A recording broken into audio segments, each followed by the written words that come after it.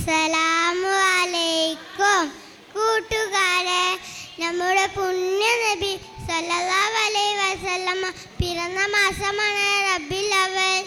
ഈ പുണ്യമാസത്തെ നബി തങ്ങളെ കുറിച്ചുള്ള ഒരു കുഞ്ഞു കഥ ഞാൻ ഇവിടെ പറയാം.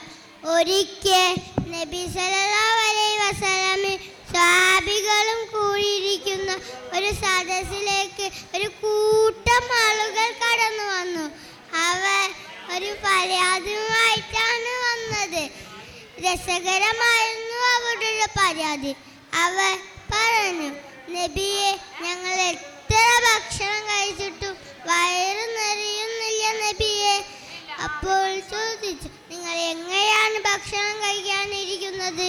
ഒറ്റക്കായാണോ അതോ കൂട്ടമായാണോ? ഒറ്റക്കായാണ് കഴിക്കുന്നത്, അവർ മറുപടി തന്നു. ഇത് കേട്ട നബി തങ്ങൾ പറഞ്ഞു, അത് തന്നെയാണ് പ്രശ്നം. നിങ്ങൾ വീട്ടുകാരുമായി കൂടിയിരുന്ന് ഭക്ഷണം കഴിച്ചു നോക്കൂ. വയറും നിറയും, വിശപ്പ് മാറും.